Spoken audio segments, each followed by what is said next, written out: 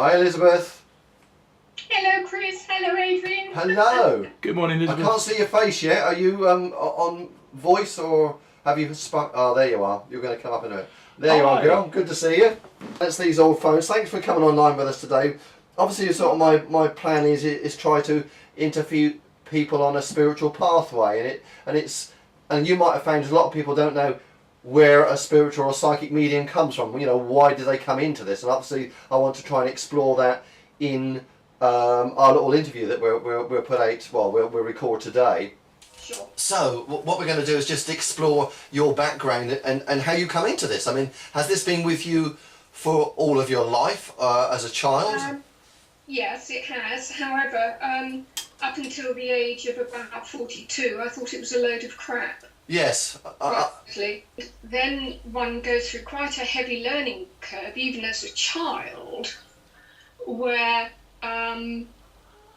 you are totally nonplussed by the fact that people are looking at you in a very odd way when you're talking about stuff. Right. And then you learn to just simply shut up. Yes. You either gain friends or you lose friends, yeah. What experiences did you get as a child? What were you seeing spirit as a child? I see everything. Yes, I know, but as a child? As a child. Yes. So I would be I live in a completely different reality. Yes. To me, it's normal. Yeah. When my grandmother died, my grandmother actually was more responsible for bringing me up than my mother. Right. I'm a twin, and she lived in the same house as me, and I think probably because of me being able to see everything, she found me very threatening. Right, yes, I'd understand that. So when my grandmother died, it was complete confusion to me, because for me, she never has died. No. She's there. Yes. I see her. Yeah. I talk to her. And again, there's this two totally contrary realities, where my mother's sister were grieving for the loss of their grandmother and mother. Yes. Where I was just thinking, what the hell is going on here? She's here. Why are you going on like this? And so, again, that brings in a completely different dimension. That what's your earliest memory as a child below the level of 8 that you remember from experience? I remember I died when I was born, and I remember coming back in. Right.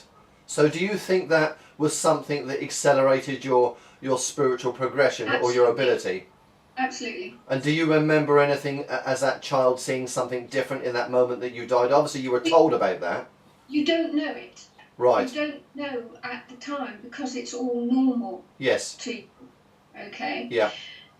But I do think that obviously it laid down a template for me to function from. Yeah. And I'm still functioning from that template. Yeah. Oh, near-death experience? Near-death experience. Yes.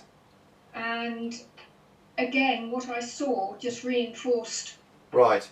Everything that I had seen when I remember coming back in after I died, when I was born. So, obviously at an early age you were rejected, because that would have frightened a lot of your family, that you had that ability to see those loved ones that had moved forward. And as you said, to the age of, I don't know, did you say 42, that you thought this was all crap? But obviously, what changed your opinion from thinking it was crap then to understanding and believing it now? Did you speak to someone else, or did you come to realisation? No. I was going through a particularly challenging time, which we all do in our lives. Absolutely. And I was listening to the television. I was doing some painting, and I was listening to the television, and this lady came on and started talking about the fact that we all choose our lives before we're born. Yes. And I absolutely lost it. Now, that has never happened to me before. Okay. I'm a controlled individual. I don't lose it. But this lady was obviously triggering something in me. Yes. Which I went into total denial about. Right. Because at the time I couldn't believe anybody could choose the life I'd had up until that time. Yeah. And I just couldn't get it out of my head. Right. And then things started to get worse and worse and worse and worse and worse and worse and worse. Yes.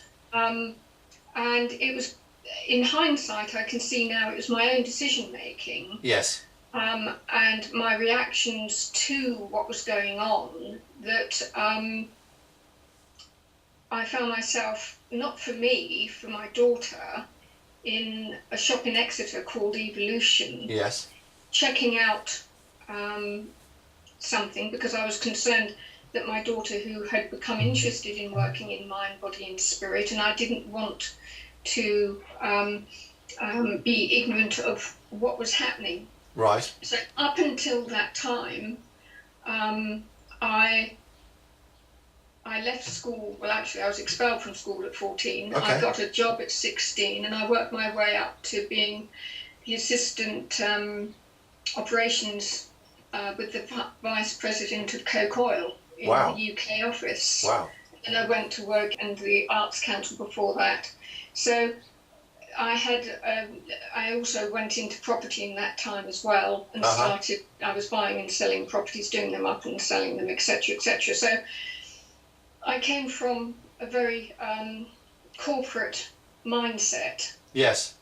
However, my success in those fields was due to the fact, not due to education. I'm not particularly. I'm very badly dyslexic, so I'm held back from being an academic, but I'm highly intelligent. Yes, I understand. So, unbeknown to me, the way that I was working, I was using my instincts. Yes. And my instincts enabled me to follow patterns. Yeah. I identify with patterns. I can follow patterns. I can see patterns. Yeah. And it was seeing those patterns and arriving to a more successful point than the people that played the game. Yes. That enabled me to succeed. Yeah. Work outside of their remit, shall we say. Yeah. I approach it from I'm very, very logical. Yes. And that logic is, shall we say, lateral. Yes. Natural logic. Yeah, yeah. So people that, like me, who are lateral and logical, yes, are able to approach a perspective. Yes. And you don't have to be a psychic to do that. No. So once in the shop, I was trying to deal with some stuff, and I saw this advert for going on a crystal course. Okay.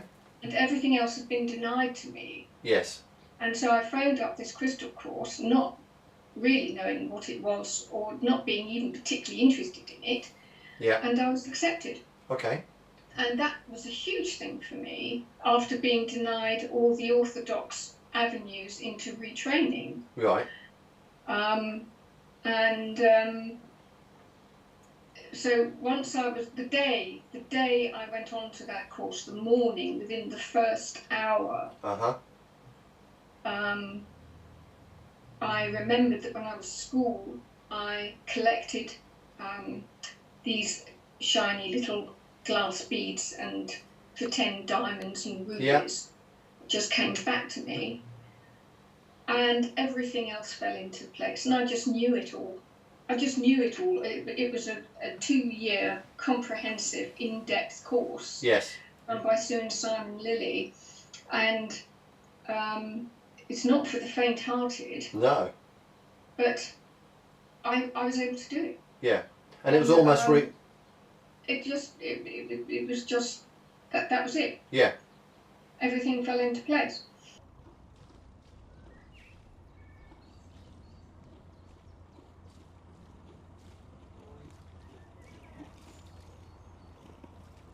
I couldn't travel and look after my parents with my sister. No.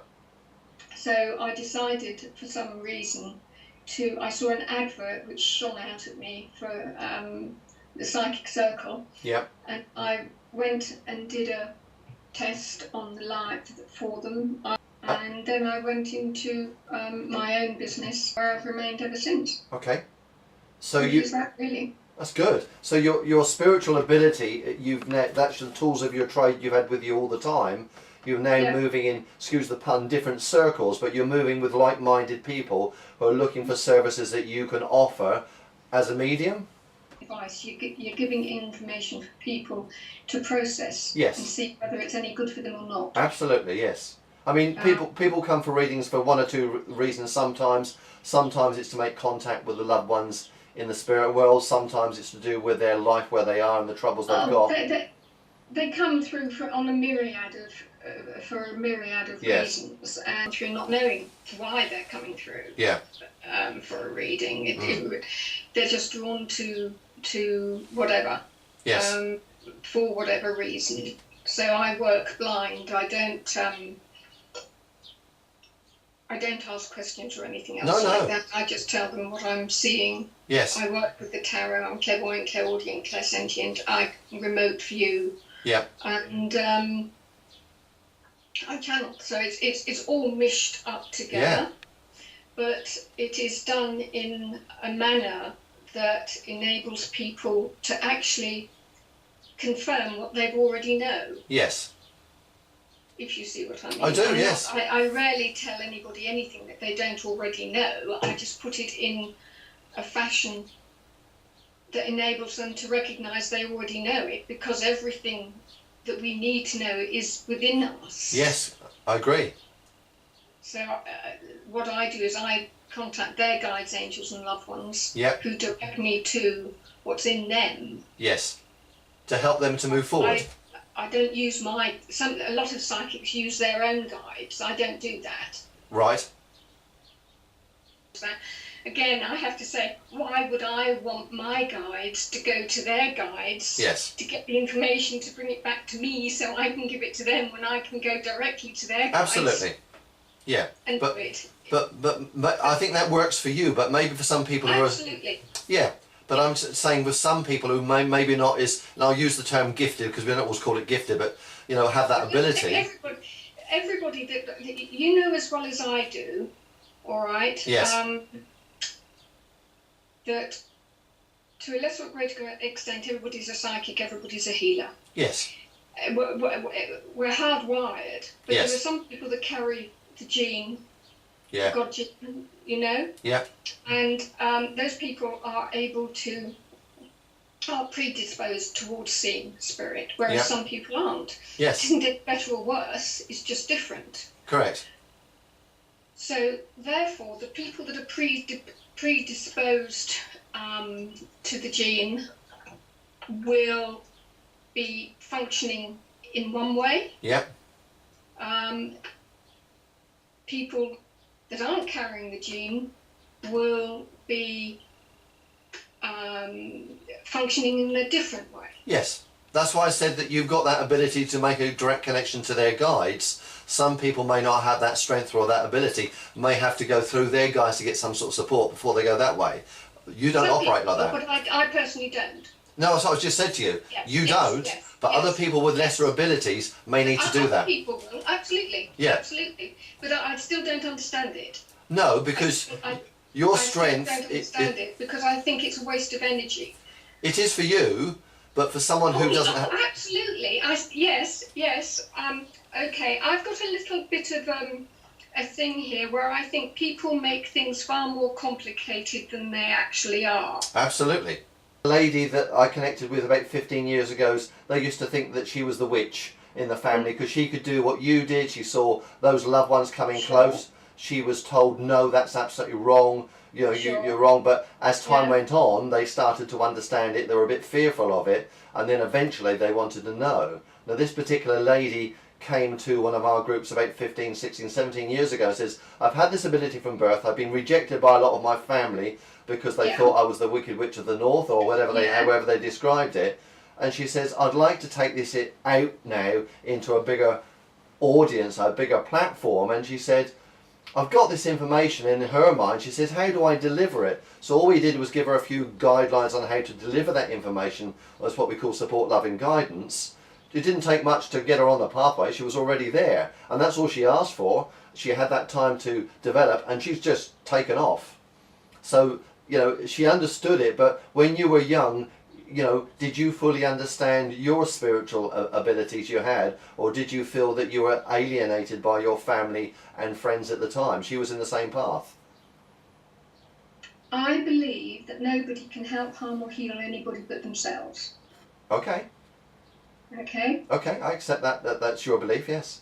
Yeah, I also believe that if people think they can help other people, Yep. it can actually hinder rather than help them. Yes. Because we are all self-serving. Yep. And so you've got to look at the pure reason why that person wants to help somebody else. Yes. And it will be because it makes them feel good. Yes, and that is fine. And so therefore, this issue of helping other people, I have a huge issue with, because again, I know that it can help if people think they're being helped. Yes. It can actually undermine them. It could do, and I think you're quite right in that phrase. So, from my perspective, our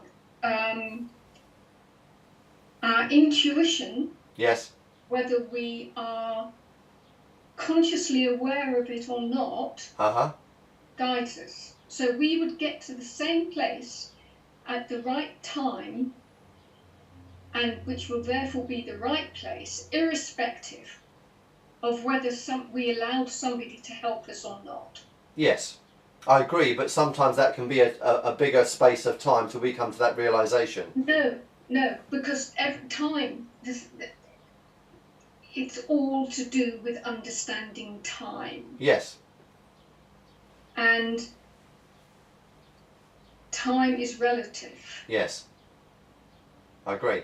But in the time of a lifespan, where we end up is fixed. Okay. As you know. Yeah. But how we get there. Yeah, it's up to us. Okay. Yep. So the time element, nothing can happen until the right time. We cannot force time. We cannot override it. Correct. Unless we can get into timelessness. Timelessness is for a different purpose altogether. Timelessness is where you have the past, present and future happening all at once. So therefore,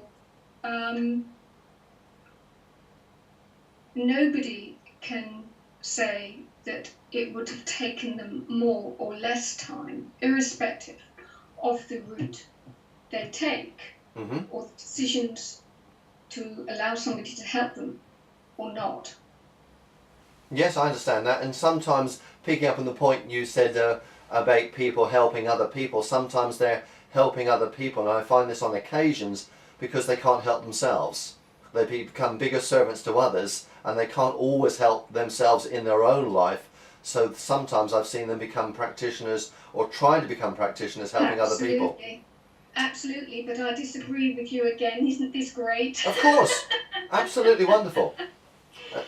They can help themselves, but they choose not to. They choose to focus on somebody else's problems to avoid helping themselves. Exactly. That's the psychology. I agree with you 100%, and that's some of the clients I have.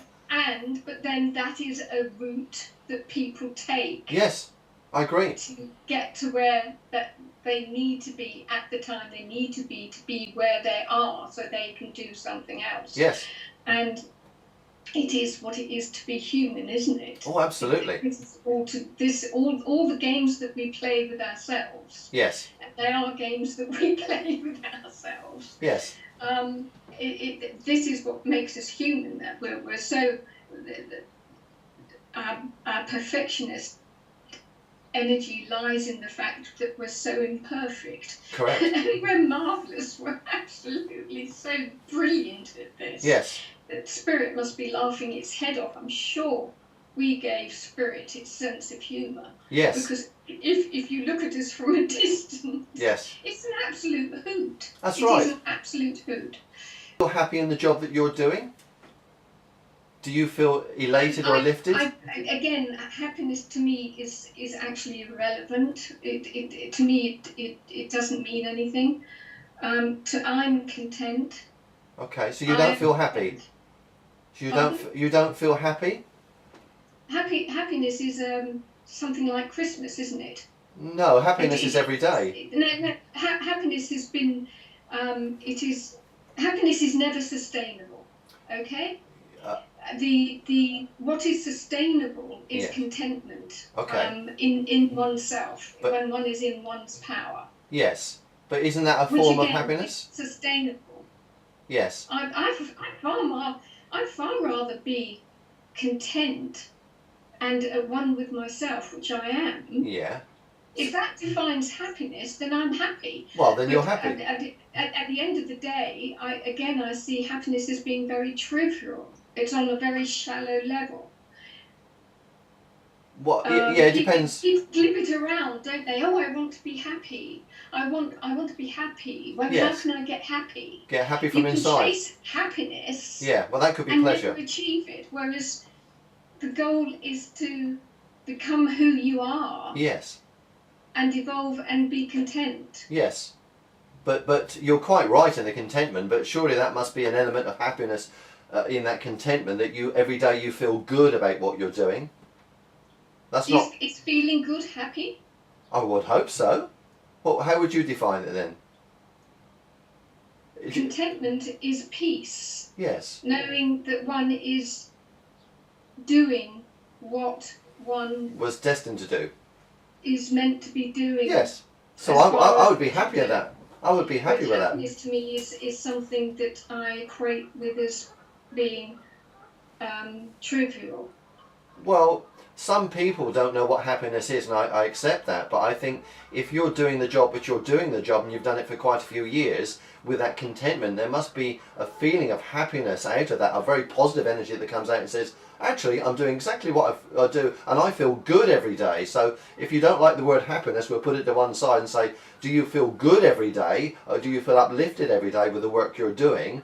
When people are in the place where they know they're meant to be, yes, the polarities disappear. Yeah, but there still must be an uplift. So they are in their power. They are the I am, and I have the I am within me. Yes. So you leave the need for happiness. You leave the need for an awful lot of emotions that are designed to get you to that place. Happiness to me is like a carrot that's saying yes, you'll be happy, you'll be happy, until you get to that time where it's no longer relevant, it's no longer applicable. You are at one with the universe, you are at one with your time. Yes, but doesn't that make you feel uplifted? Do you feel positive with that? Okay, uplifted and down. They're in the polarities, aren't they? Yes. You've got right and wrong, they're in the polarities. Yes. Then there's beyond the polarities. Right. And beyond the polarities is where the I am is. Okay. There is this issue of living yes. beyond the polarities whilst you're in the polarities. And right. It changes your whole concept, your whole needs. You become less needy. Yes. Because your needs are being met. Yes, it's from the core, it's inside, isn't it? Yes. Yes. So therefore, it's a completely different game change. So you're asking me the wrong questions for where I am. Okay, but I'm, if anyone was looking at you and hearing that you're doing the job that you were designed to do in life, that you feel good about it, they need that same reflection in whatever they're going to do in life, whether it's a spiritual pathway or not. That they feel good and content with what they're doing. It's selling it through the work that you're doing, that you're saying, I don't need to sell. I don't need to sell myself to anybody. No, I understand that. But I am. And people are drawn to me because I am. Yes. Okay? Now, the only thing that I can do for anybody, in my opinion, Yes. is to act as an example. Yes. And if people see this interview and can relate to it Yes. in a clever way, Uh-huh. then I've done my job.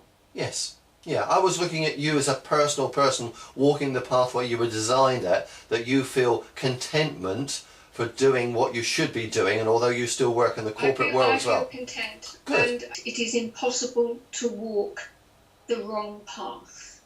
All right. So therefore, it is something that we are all doing. And I think that's what I would like to bring across, is don't doubt, don't listen to people who say that you're wrong. As long as you know in yourself, Yes. you know your truth, Yeah. you allow your truth to be your moral compass. Yes, I think that's good advice. Unfortunately, some people don't always know, do they? They do know. They do know. It's other people's perceptions thinking that they don't know. Well, if they come and they've got a problem, or they're depressed with something, they're obviously they're not dealing with some life issues that are either in the past or in the present, and they need to explore those feelings and emotions to be where they should be. That illness, that depression, that the challenges that we face. Yes. Are the majority of it is caused by our own reactions. Oh, yes. We react in such a way to create these problems, to evolve and grow. So where's the problem? The problem is that sometimes people ask for a help. How do I deal with this? How do I deal with that? Even they know it inside. Sometimes your logical perspective will help those people on that way, and sometimes giving people a logical perspective, like through counselling, they go, now I can see why I keep doing the same thing and not getting the right result. And they change their pattern to be the pattern that's more acceptable for them and gets them out of the constant programming of going down the wrong pathway. Even though they know it, they don't see the signs to get them where they are. They can't all be intuitive and spiritual like yourself. Yeah, there isn't the wrong pathway. No, but it's not much point being on it for too long. That people produce, they produce them until they've balanced karma. Yes. And once they've balanced karma, the pattern evaporates. Yes, it changes, it does. But sometimes people ask. The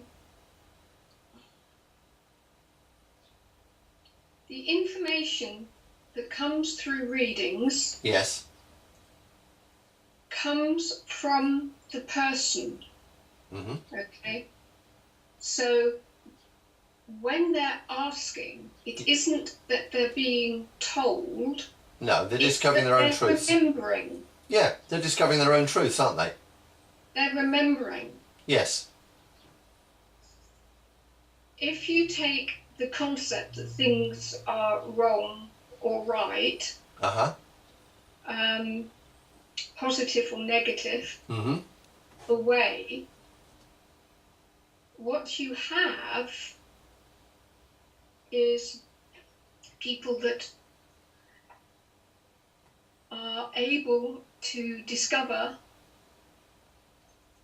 their own truth. Yes. Without influence. Yeah, I think I'm making a division between doing readings and counselling, and sometimes it can be one or the other. If someone asks for a reading, I'll say, do you really want a reading, or do you need to discuss something that's current in your life, or something's been upsetting you in your life? So there are two different ways. Obviously readings is one aspect, and counselling could be a different process to give a logical format for them to come to their own reasoning. So maybe that's a division.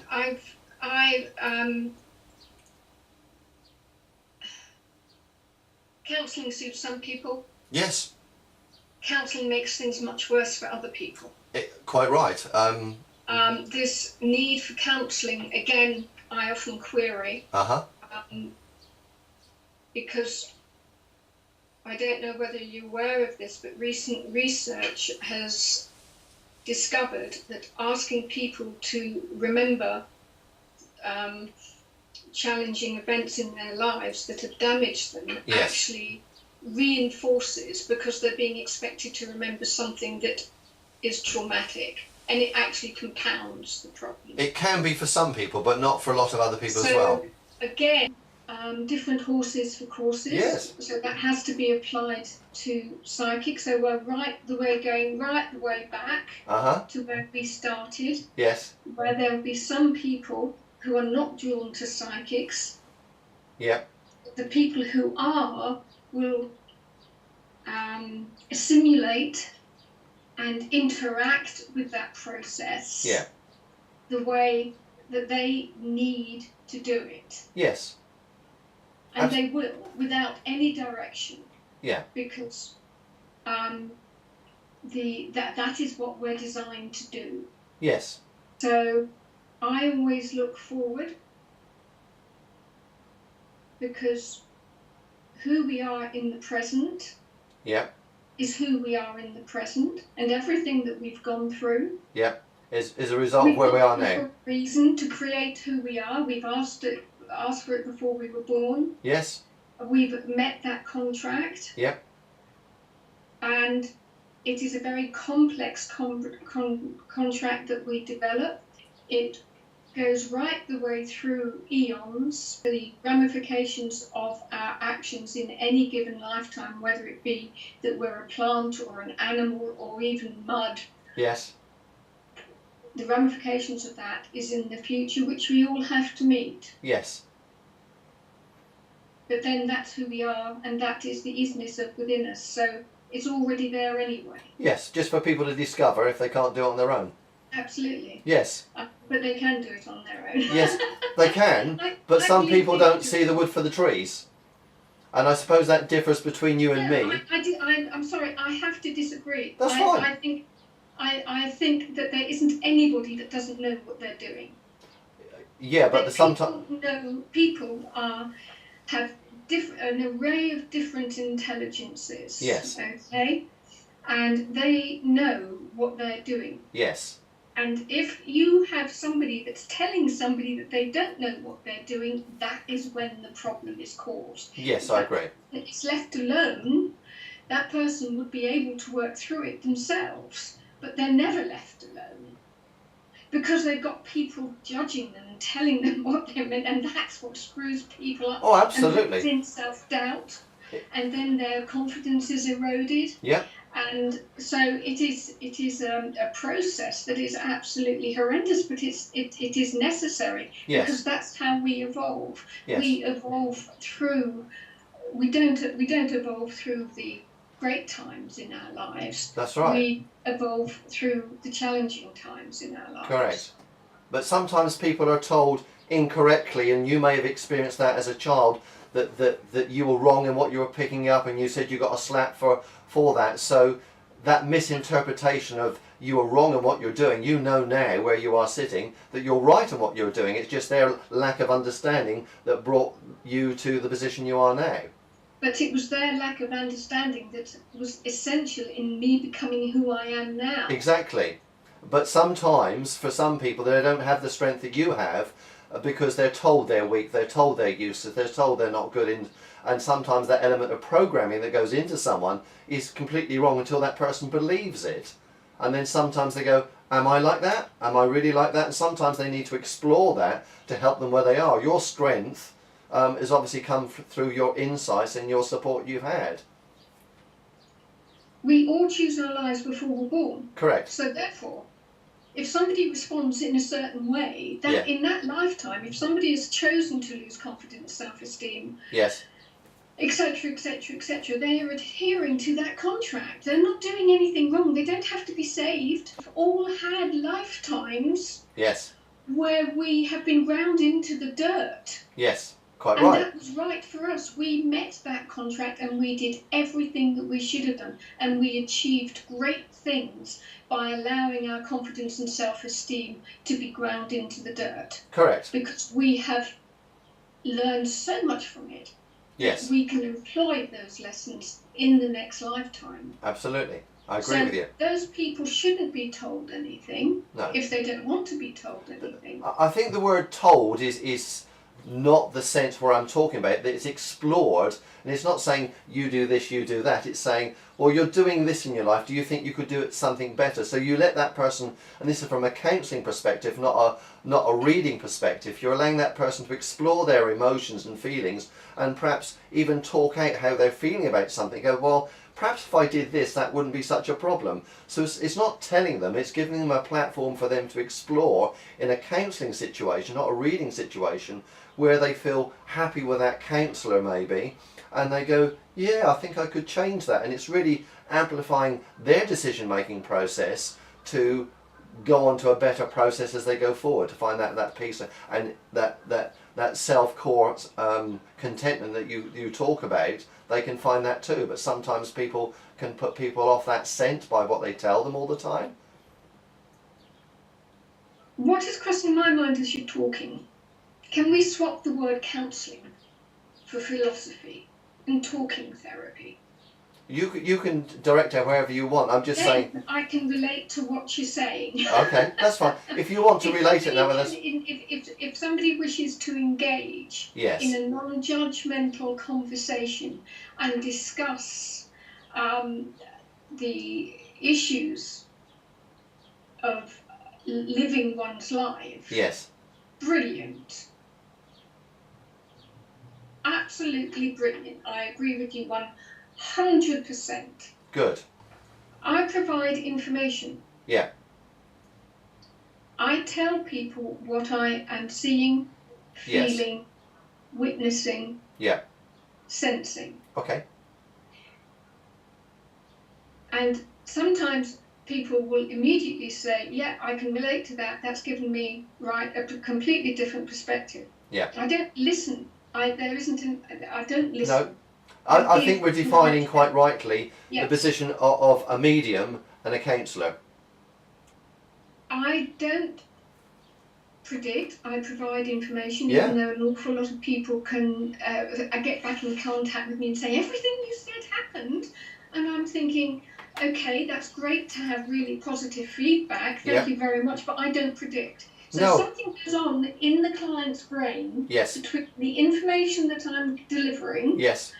and what happens. And that is what information does. Yes, I agree. It changes the brain. Yeah. Okay? Now, prediction, I think nobody knows which timeline the information comes through on. Past, present, future, parallel universe. Quite right. And if you've got the wrong timeline, you can ruin somebody's life. Yes, that's right. And we hear a lot about people giving the wrong information and the poor client getting confused over it. Yeah. But everything happens for a reason, because they chose to go to that psychic back when they were in their light being state. Yes. So they're learning by that negative experience to make it a positive experience. It's not negative. It's not negative. Well, they were distressed by it, which we've seen with some people. So, you know, no mistakes. it's the polarities that we're talking about, aren't we, as well? It's highlighting the insecurities that everybody suffers from. Yes, the highs and the lows. They don't know what's going to happen. Yeah.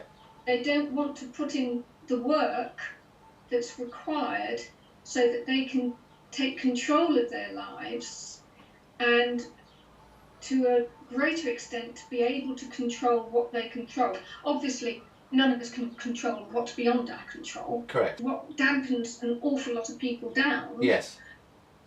And what you've got is everybody able to interact with spirit, or whatever they wish to call it. Yes. The people without the genes will with the psychic gene will call it something else. Yeah. Because I've got the gene, I haven't got a clue what somebody who hasn't got a clue, hasn't got the gene, how they interact. Yeah. But I can get into that character. Yeah. And I can understand it, and it seems to me, from that perspective, and I could be wrong here, that it is a belief in self. Yes. That is over and above that. That the people with the gene have. Yes. But I guess a lot of people you deal with don't have the gene, and they call upon your services to have that insight. anybody that doesn't have the gene doesn't phone psychics. So you think anyone? So all of your customers have the gene. Okay. And the ones who don't have the gene? People without the gene don't need to phone psychics. It's not a need. Phoning psychics is a universal. Actually, I'm writing an article on this, so this is very pertinent. Good. It's a universal need. That's why we've got religion. Is because of the gene. It's a universal need. Right. But not everybody has that need. Never. Okay. Never. Do you see a difference between a psychic and a spiritual medium? Is there a difference? Do you see a difference in that? I personally don't think there is, because you need to be a psychic to be a medium. I've never been able to understand, and I have upset actually quite a lot of psychics and mediums with this, and I apologise. Go on, now. far I don't away. wish to cause offence. No, go on. We'll end on something good. You could be a medium, and if you're a medium, you can be a psychic. So, to my mind, it is something, again, I can't get my head around. Well, just a rose by any other name, isn't it? It's the same job. Yeah, absolutely. Yeah. Absolutely. The same with channeling. Yes. I think all these different names that people give these different gifts, Yes. they're doing so to try and find some form of order, some form of Clarification clarity. almost. Yes, I agree. And that's fine. It's like the word psychic is an umbrella for all the clairvoyance and everybody. Yeah. All those people under the umbrella can do everything that everybody else can do under the umbrella. Yes. Everybody can remote view. Everybody has the ability to go into past lives. There isn't anything that we cannot do from a spiritual perspective, and that means people who have the gene. Now, if you don't have a gene, Yes. but are, say, interested in philosophy, Yes. okay, which I consider to be a bridge, actually. That's good. Love it. We're just about coming to the close now. Thank you for your time. That has been brilliant. And I really wish you well with all your work. And I know you don't need the wish, because the request is there, and the cosmos is supplying the need for both parties. Absolutely. So thank you very much for your time. Good luck with your papers. And it's been a pleasure. All right. You look after yourself. I will. Thank you. Bye-bye. Thank you.